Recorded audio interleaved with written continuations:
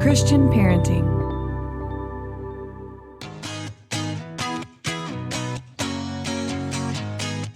You're listening to the All Mom Does podcast, where you'll find encouragement, information, and inspiration for the life you're living, the kids you're raising, the romance you're loving, and the faith you're growing. I'm your host, Julie Lyles Carr. Let's jump into this week's episode.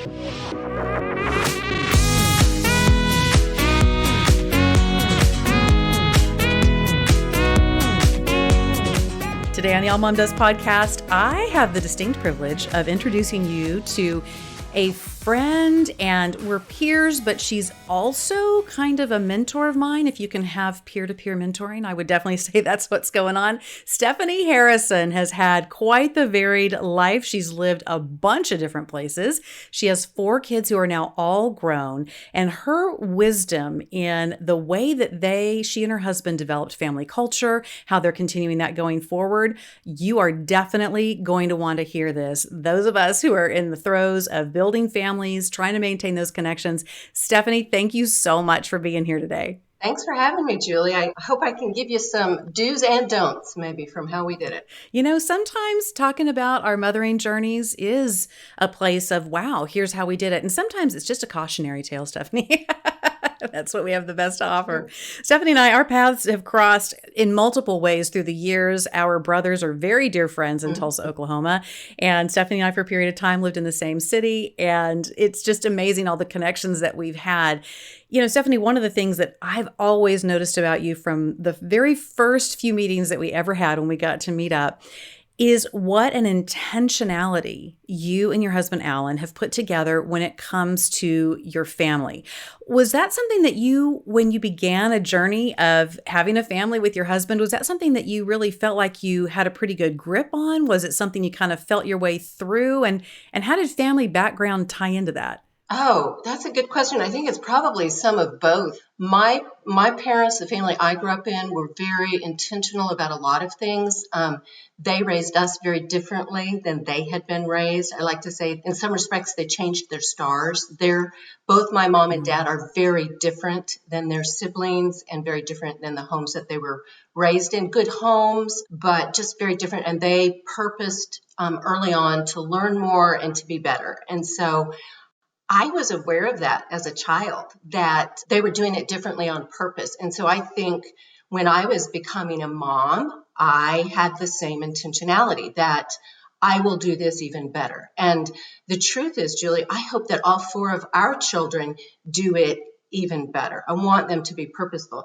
That said, there are just so many things that, you think I got this covered, and I got this covered. And then guess what? That wasn't enough. There were a whole lot of things that needed to be covered or we needed to be intentional about. And I think for Alan and I, really coming to the marriage we both came from very strong Christian homes. We both had a desire to have Christ be center in our home, in our marriage, but also in how we raised our children. And so that was an easy sort of starting point, a common ground, if you will. And then between the two of us, I think I'm just more wired to be purposeful, intentional. I think things out to sort of their extreme end, and he's better at living in the moment, and I'm more like, but if we do this, that might happen. And he's been an amazing dad to our kids, and I think in God's wisdom, a good counterbalance to me, and I hope vice versa, that I've been a good counterbalance to him. And I don't know for his family, how he grew up, how purposeful his folks were, but his parents grew up in the church, but would tell you that they did not come to know Christ until they were adults. And Alan was a tag along. He was a surprise. So his brother and sister are 10 and 11 years older than he is, and then he came along. So he kind of almost grew up in a separate family from his siblings, and he got different parents from his siblings. And I think in a lot of ways, it worked out really well for Alan, and was a good thing. His brother and sister became followers of Christ kind of the same time their parents did, which I think was probably around early teen years for them. And then Alan was 6, and sort of this big family change where they went from being church attenders to followers of Christ. Right, right. You know, I think that that generational piece is so interesting because I have people in my world who they themselves were raised within the context of a Christian home. And they then I also have friends who were not. And Stephanie, what's becoming interesting to me is I see parents who are trying to provide a Christian home and they see their kids going adrift and they're really beating themselves up, even though they feel like they've tried to raise them in a Christian home. Then I have people who were not raised in a Christian construct and really go seeking for a spiritual platform upon which to build their lives. So, my question to you is how do we view raising our kids in a Christian home with the purest of motive and not a sense that it's going to completely seal the deal? Because the reality is our kids have to walk into their own faith journey at some point. And for a lot of us, myself included, there were things that I thought if I just purchased enough of the Christian, kid entertainment videos, and if I only had this kind of music playing, and if we did all these different rhythms throughout the day, that would ensure that my kids would walk in a certain way, with a certain intensity, with a certain devotion. And yet, we know that while those things can be important, they aren't the guarantee. So, Right. from the background that you come from, and then in the parenting that you've tried to instill, how have you created a balance, if you will, of really doing what you can to instill faith and yet at the same time allow your kids, particularly as your kids, all four of your kids now are into adulthood, at some point it's got to become their story, not hmm ours. That's a really good question. It's something I did think about. I think Scripture gives us a couple of examples of exactly what you're talking about. Sort of these great men of faith whose children are complete disasters. Eli in Scripture. I mean, Yeah. you start thinking about people. You've got a high priest, and then his sons go completely off the rails. And I knew I didn't want that. And I knew in my own experience that there was a transition from this is what my parents believe to this is what I believe.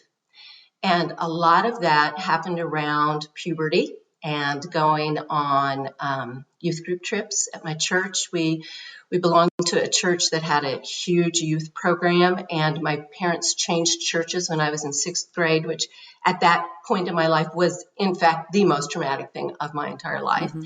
And we visited churches all summer, and I just wanted to die. I hated it. And the church that I chose was not the one that my parents chose, but the one that they chose for our family was a big part of why they chose it was because they did have such a large active youth program. I think it was brilliant. We were at church Sunday morning, Sunday night, and Wednesday night when previously we'd only gone Sunday morning. So that was a big shock. But these were my friends. The church was across town. So it was an effort to get there. It was purposeful. We did it. But I went on missions trips in seventh grade, and we went to the Navajo reservation. We had to qualify to go. We had to study their culture. We had to be approved to go. It was a big process. And in the course of sort of going through those things, I began to separate what my faith was from my parents' faith, and that it wasn't just what they were teaching and talking about, it was God talking to me. And then the actual experience of those trips for me was amazing. I've heard what I would say is the voice of God a couple of times in my life. The first time I was middle of the Navajo Nation in Monument Valley, camping under the stars. Those were real moments that I can go back on. They're my stack of stones. Look what God did. And I have that. And so that was very real to me. And I recognized that I wanted to cultivate those experiences for my own children, that I would teach them and I would model for them and we would set examples, but I wanted them to develop their own faith. And I wanted them to question. Alan talks about a time in his life where he really questioned his faith, and he's incredibly intellectual. And when we saw with some of our kids a questioning, we didn't run from it. We talked it through. We walked it through. But we had done some purposeful things too. When each of our kids asked Jesus to be in their hearts, I wrote that date down. Man, Julie, we went back to that date and went, oh wait, no, it's written right Yeah, here. yeah, Yeah, yeah. yeah.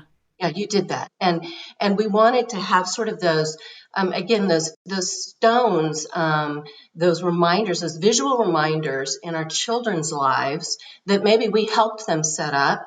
And, when something happened that was significant, we made record of it so that they could go back and look at those. And when they questioned, when they doubted, Isabella, our third, it has always been this interesting mix of extreme contrasts. And she has been a missionary in Ireland. She loves the Lord. She writes the most amazing things about God. She has such a deep, abiding faith with him. And I remember when she was maybe 4 years old, her looking at me and saying, "Mom, I don't get the Trinity." And I'm like, "Oh, yeah, girlfriend, me neither." But here I go. Yeah. I don't really know how to explain it to an adult, and I'm going to try to do it for a 4-year-old. But we weren't afraid of those Mhm. questions. And I never wanted my children to feel like they couldn't ask or they couldn't think it. I really wanted, if they thought it, for them to talk about it with me and for us to go there. I love that you retained an open heart for the questions. And I think this is one of the places that a lot of parents can really struggle because it feels, in some ways, if you feel like you're laying it out and you're doing all the things you know to do, and then your kids come back and they will come back with questions that you may have never thought of. You feel Right. really ill-equipped to deal with. You feel like I don't know how to answer that. And we extrapolate when those things happen. Well, if I don't answer this correctly and I don't answer it immediately and we don't resolve this in this moment, then what does this mean about my child and their faith and their salvation and all the things? And so that willingness to not be threatened by questions, but to allow them.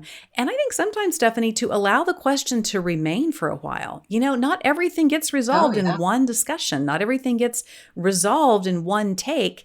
So the willingness to leave the door open when those faith questions come, I think is really important for parents to hear you today, that the questions are part of the journey. The questions are part of the role of the mentor, of the parent to navigate through and to be honest about, I don't really know. That's really interesting. Or that's something I haven't been able to resolve for myself. I don't have a fast answer for that.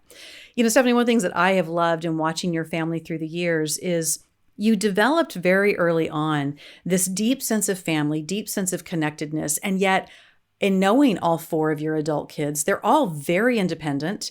They love you and Alan dearly, but they have not at all hesitated to go on all kinds of adventures. You've got one who lives in DC, but she works in San Francisco. You've got one in Tennessee with your twin grandbabies. You've got one in Colorado in the Denver area. And then where's your youngest now? Is he also still in Colorado? He is staying in Denver. Yeah. So for the first time in a long time, I'm going to have two permanently in the same city. Not the Right. city I'm in, but Right. Important distinction because you're down here in Texas, a little ways down the road from me in San Antonio. And so I have loved seeing the independence that your kids have and yet the connection. What are the things that you did early on to foster those two things? Because you and I both know families where people are very enmeshed with each other. It's lovely, but there's not much of a sense of being able to chart your own course or to be really independent.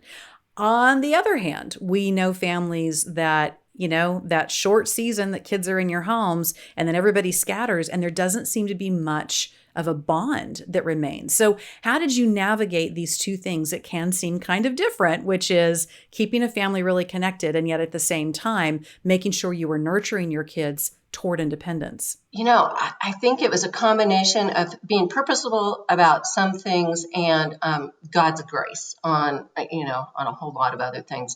For us, we really emphasized family. So we were not a family that did big friend birthday parties, for instance. We did family birthday parties, and whatever city we were living in, if we had extended family there, they came. But they were family birthday parties. That was who was invited, and then we did do some, in case you're feeling sorry for our children, sort of big birthday parties where they did the big friend thing, right? But I talked a lot with our children growing up that you will always be friends with your siblings. Your best friend today, you may not remember their name when you see their picture when you're an adult. And they just looked at me like I had three heads, that couldn't be possible because, they can't possibly get enough time with this person.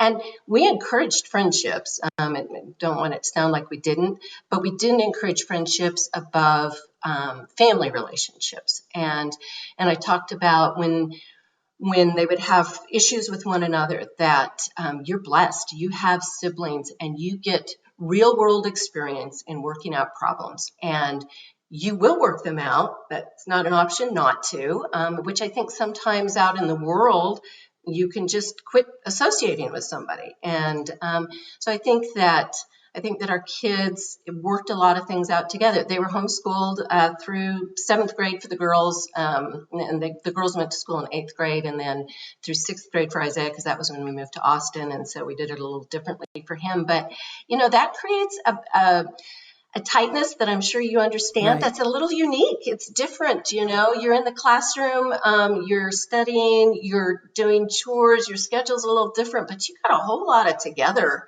that not everybody necessarily gets. And that was a path that we chose for our family and was a huge blessing. And I think really strengthened our ties to one another. It made me really close to our children and to really knowing them and understanding them. So a huge blessing that I hadn't really anticipated coming out of the decision to homeschool. I think that moving, which just FYI, not on my radar. The last house we built in Colorado, which was 4 houses ago, I thought I would welcome grandchildren to. I haven't lived in that house for over 10 years now. So, surprise, God, decided to move us. And boy, that was hard. And our move to Texas, I always joke that you can still see my fingernail marks in the pavement, dragging me from Colorado to Texas. We moved in the middle of a drought to Austin. We moved into an apartment in North Austin. Our kids were going to school in South Austin. I was on the road in traffic. It was a terrible time. Isaiah was so angry and mad. But you know what? We stuck it out as a family. Our second daughter had just started college, so our younger two were the ones who made the move with us. The younger two dubbed us the Core Four, and that's our text messaging group. If it's just the 4 of us talking, it's called the Core Four, and we went through some tough times together. A lot of crying, a lot of wondering if God was in fact punishing us. We had to walk 5 minutes to get our dog to a green spot of grass to do his business. And we moved from Colorado, and this was not what we thought we were getting. It was 114 every day, and then Bastrop caught on fire. So we really did sort of feel like God had moved us to hell. I'm sorry, Austin, we love you.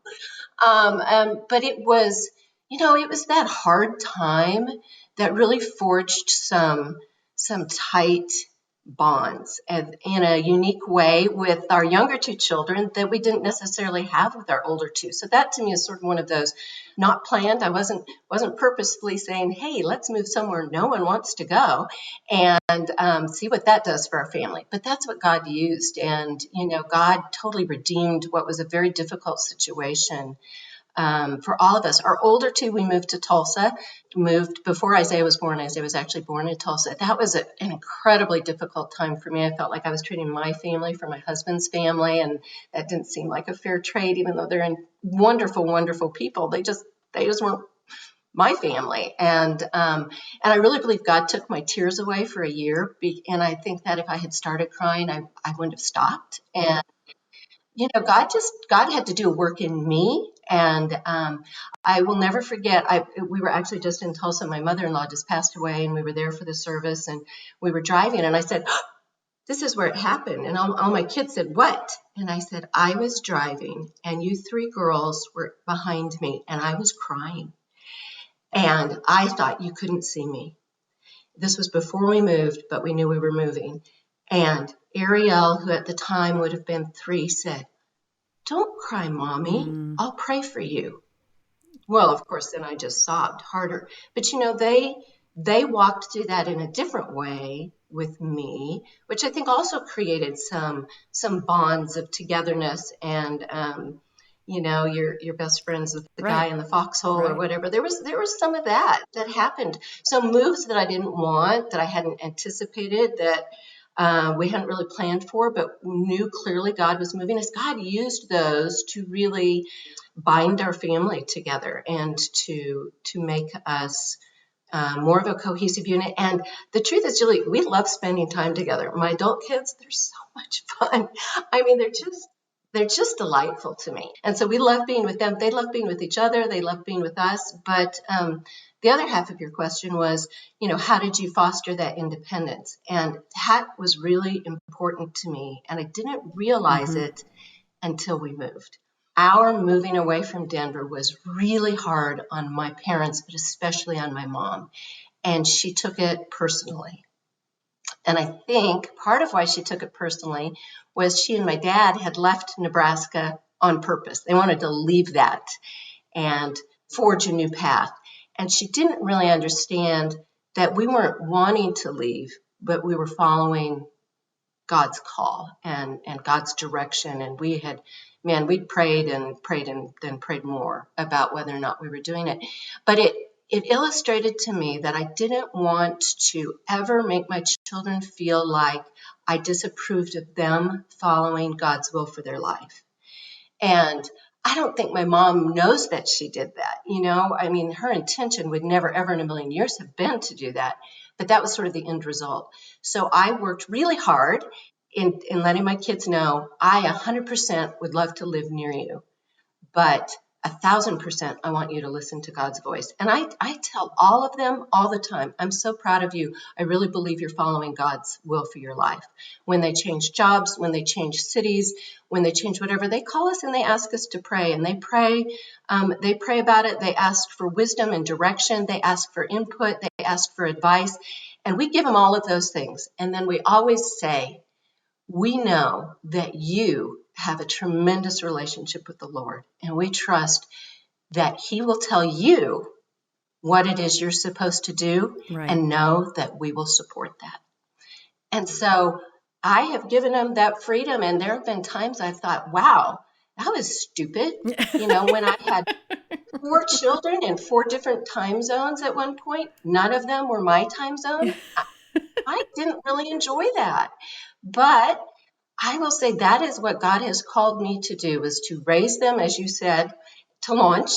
I've always had the mindset that I was raising an adult, and I've raised 4 adults, and that may mean they don't live anywhere near me. But what I want is that they are living the life that God has for them. And then I just trust God to sort out the rest, which means I'm on an airplane a lot. Yeah, I was going to say, you travel a lot. I love seeing how you are still conducting family ties at the level that you are, because that's one thing that in fostering independence for our kids, that I think today, in some ways, is a little easier on a mama's heart than might have been in some previous generations. When I think about, Laura Ingalls' family, if you will, from Little House on the Prairie, leaving Wisconsin, leaving all the family, heading to Kansas, and there was no FaceTime. There was no, well, Grandma and Grandpa will come out on the next flight and help you guys get moved in. There was none of that. Whereas today, I do think, as difficult as it can be sometimes to tell our kids, go, fly, live, particularly when that means they're not going to be in our locale. However, I am so grateful for the tools that we do have to continue to allow family to remain connected. We don't have to be as disconnected as families in the past if we want to stay connected. It was I reached out to you a few weeks ago because I was laughing at myself. We've had 3 weddings of car kids in 14 months. And Stephanie, I would have told you, it's a lot. It was a lot. The mama's tired. The mama has, hot glue gun scars for days from all of the things that had to be done for these wedding crafts. Oh yeah, wedding crafts are a whole other conversation. Even if you say, "Oh, I'm not crafty," well, you will be a little bit during some of these weddings.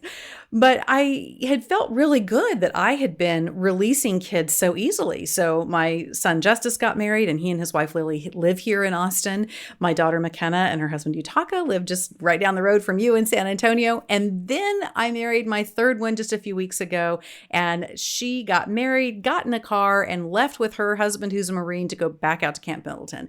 And all of a sudden, I thought, oh, all the things I've been so congratulatory when it comes to, oh, yes, I launched my kids. I don't cry. When they go to college, when they get married, I'm fine. I'm totally fine. I realized Mama was not fine, Stephanie. Mama was not fine by a long shot. And I reached out to you and I said, okay, talk me through this. I know you have kids all over the place. So, what have y'all done in terms of travel, in terms of communication? Because here's the rub for a lot of us in wanting our kids to be independent. In some ways, it can be easy to retreat too far. At the same time, Mm-hmm. we know there's a lot of tendency to continue that helicopter parent temptation, which is to be calling them constantly, to be having expectations about how much they should be coming to us and exactly what the holiday should look like and all of that. So how have you navigated the bonuses of technology and travel that get you where you need to be so you can be with them and yet at the same time still leave enough margin that they're living their lives? Mm-hmm. I think that's still evolving, honestly. Our older two are married. Like you said, Alexandra lives in DC but works in San Francisco. She and her husband actually are in San Francisco this week. He's taking a little time off they're both attorneys, and he's taking a little time off before he starts his new job as a Supreme Court clerk, which That's is awesome. just huge. And we're so proud of him. Do you see how I worked that in Yeah. there? But it is constantly evolving as a child gets married. You want to give them space, but you still want to be involved. And I'm so grateful for all the technology we have. So on any given day, we have a Harrison William and text. So I don't know, starting at 6:30 this morning, that was blowing up, And so it's my three daughters and I, and everything gets covered in that. There's the family group text, and that gets used less because the men are a little cranky about getting a lot of texts in the middle of their day, whatever. There are Marco Polo, the app. I don't know if you're familiar with that one. When I became a grandma, that app became my best friend because I get to see those babies when it works for Ariel. She'll send me a quick Marco, and I get to see those babies, and then I get to watch it when it works for me. I mean, oh my gosh, who would have thought of that? What a blessing. And I kept saying to her when she was telling me about it, well, how's that different than you just sending me a video? And she just rolled her eyes and was like, download it, Yeah. Mom. Yeah. Just Just do download it. it. Just do And it. it's been fantastic, a great way of communicating. But, each of our kids has kind of forged what works for them in terms of communication. Isabella is our big communicator. She has sent a nightly email. Every night when Alexandra, the oldest, went to college, Isabella started emailing her every night, unbeknownst to any of us. When Ariel went away to college, she got included on the nightly email. Well, then when I went on a trip to see one of them and I wasn't by Isabella, I got included on the nightly email. And she has just kept it up for I more was than gonna 10 say it's years been a now. yeah. Every night she sends an email. First thing I look for when I open my phone up is her email. And sometimes it's not there. And I'm like, are you okay? Sent, because thankfully she always has been. But, that's kind of a lot of communication compared to some of my other kids, but I love it. And I respond to her. So we communicate a little bit, sometimes her email's long, sometimes it's one sentence with lots of typos as she's falling asleep, but it works. Like I said, Ariel uses Marco a lot, and she and her husband and their kids usually FaceTime with Alan and I both on Sunday afternoon, which is a treat for Alan because he doesn't get as much of that.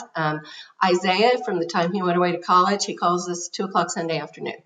And he FaceTimes us, which I was surprised at. I thought he would just call, but he wants to FaceTime. And you know what, Julie?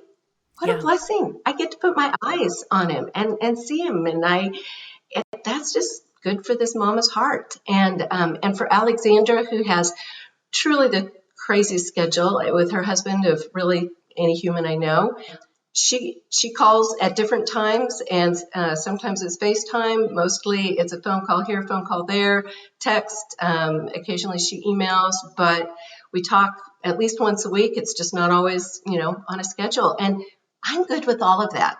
That works for me.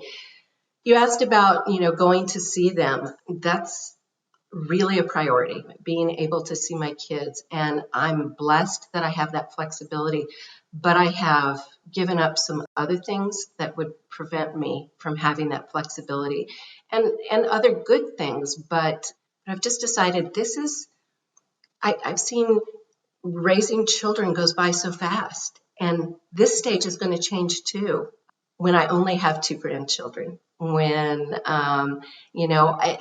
there's just one of me and one of Alan, and getting to everybody, and it's going to get spread thinner and thinner. And so I don't want to not do something now because of X, Y, or Z. It's just important to me. And so, my credit card earns me miles. And I am very diligent and very good about earning miles and flying for free. And, our second daughter, who's the mother of our twin grandbabies, they live in Knoxville, Tennessee. It's not an easy place to get to from San Antonio, Texas. I can't fly direct, and I've spent a lot of time in airports on layovers with delays. And you know what? I don't remember that. I remember that time I spent on the floor with those grandbabies, though. And, the first time they call me by name, or when they light up when they see me, or, any of those things. And so that's just it's been a priority. And it's not just with the grandkids. I love spending time with our kids. With Alexandra, who worked in the Department of the Treasury, we made sure we went out and we got a tour of the Department of the Treasury, and we got all the behind the scenes stuff. And oh my gosh, it was so cool. And I want to see where my kids work, and I want to see where my kids live. And that's important. And so, when Ellen gets time off, and we plan trips really to see the kids. Now, we like to travel just the two of us too, which this last year has washed. But it really is, it's important to both of us. So actually that's where we're going Friday, is to see the two younger ones in Denver. And that's nice. We get to see two at once. You finally get to double up. It is really fascinating, because I think for a lot of us as women, we sometimes think about when we get the kids launched that this will be our season. And, that thing that we've been putting off, or that career path that maybe we put on hold a little bit, that's when we're going to chase it. And I had that revelation a couple of years ago that, okay, wait a minute. Some of the things that I've been investing in are actually going to prove to be kind of limiting when it comes to my schedule, when it comes to my time. And as it turns out, I really still want to be with these kids. I'm not saying that's how it's going to be for everyone. I think there are people that the way they choose to launch and the way that all that goes down, or maybe their kids live really close and in the same town, which that gives you a different level of freedom if that's the situation. But I've had that same kind of aha moment of, you know what? There's some really cool and great things that are on the table, but those are not the things when it comes to continuing to invest in my kids' lives. It's not going to allow me that kind of flexibility that I need. So it is interesting to change the lens a little bit, to think about, okay, wait, how do we build lifestyles, if you will, that allow us to continue to make family a priority when the dynamics of how we celebrate family are different. Stephanie, I know from the listeners we have, from the people that respond to different episodes, there are those mamas out there who are listening to this and who are thinking, well, that's all amazing and great, but I have a kid who has questioned their faith to the point that they're not following God. I have a kid that through a series of situations is estranged from the family. I have a child who never got along with their siblings, didn't want that kind of friendship. And now that they are launching into adulthood, those bonds are not there. What do you say to a mom who's in that situation? Boy, that's just hard. The first thing I would say, though, is mom guilt is never productive. As much as you can let go of whatever it is you're beating yourself up for. Let it go. I mean, I can tune into your podcast, Julie, and hear from half a dozen women who did everything better than I did. And I can just beat myself up for that. Or I can say, nope, this was my path, and this is what I did, and this is where I am. And if you're looking at something that you've done that you recognize maybe you did it wrong, then change going forward. But the biggest thing for me is releasing our children to God. And if you're a mama of a little, you need to release that child to God. And if you're the mama of an adult, you need to release that child to God. And, we talked about this earlier, that the child has to make the decision for themselves to follow Christ. The child has to make the decision for themselves to live in God's will. And you can be a perfect mama, and they can still choose not to do that. And you know what? That's free will. And that is their choice. But we've got knees that we can kneel on and we can pray. And for years I heard about women in my stage of life who couldn't sleep at night, and Here we lo and are. behold, Yeah. there it is. But quite a few years ago, I recognized that if I was awake in the middle of the night, that was really a great time for me to just talk to God. And there's just been a lot of talking to God about my kids in the middle of the night for a lot of years. And for a long time, if there was something that was going on in one of my children's lives, God woke me up in the middle of the night. I mean, I woke up and I knew, this kid, pray now. And I even had a conversation with one of them, and I said, so God woke me up at 3 last night to pray for you. What's going on? Yeah. Big eyes, Yeah. alarm, and then confession. And, the truth is that didn't happen all the time, but it did that one time. And I think that, as much as we love our children, God loves them more. And we have to turn them over to Him. And we have to know that their story's not done being written. Years and years and years ago, I heard Margaret Feinberg speak in person. And I'll never forget something she said. She said, there is nothing too difficult for God to redeem. And, I bet that was 15, 20 years ago, I heard her say that. And I have seen that happen over and over again. Something that seemed hopeless, a situation, a person who had gone astray, a circumstance that there was just no hope. And yet God redeemed it. And that story wasn't over. It takes time, and it takes patience, and it takes reminding ourselves that God is a good God. And it takes letting go and turning them over to God, sometimes daily. I mean, we want to pull things back. We do. We want to reel it in. We want to say, oh, it was easier when they were 2 or whatever. But you know what? They've got to live their life. They've got to establish their relationship with the Lord. They've got to make their decisions. We're not responsible for them.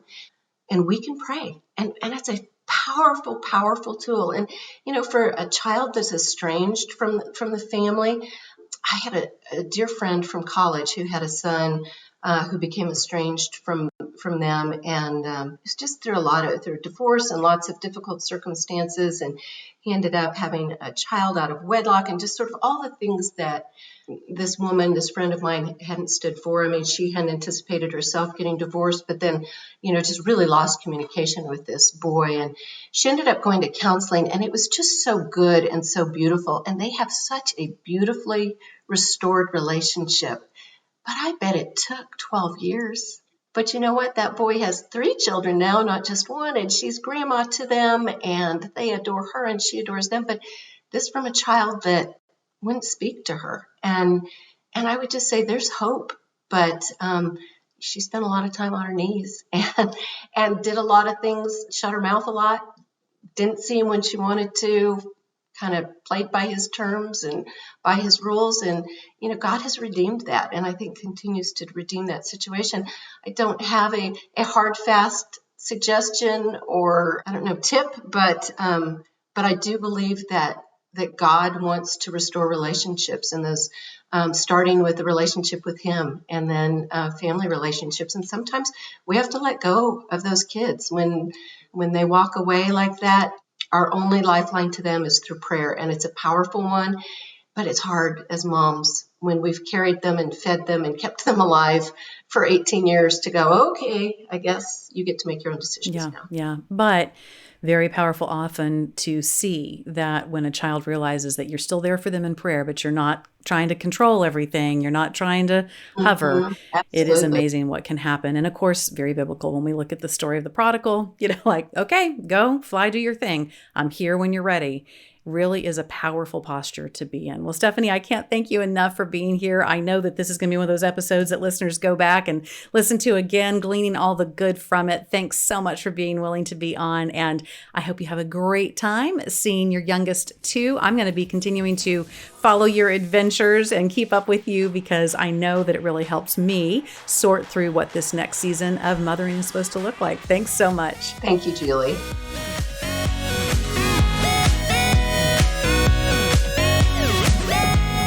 Check out the show notes for all the links, info, and other goodness from this week's episode, with a big thank you to our content coordinator, Rebecca. I've got a request. please go subscribe and like and leave a review wherever you get your podcasts. It really does make a difference in helping other people find the show. And I'll see you next week here at the Alma Does Podcast.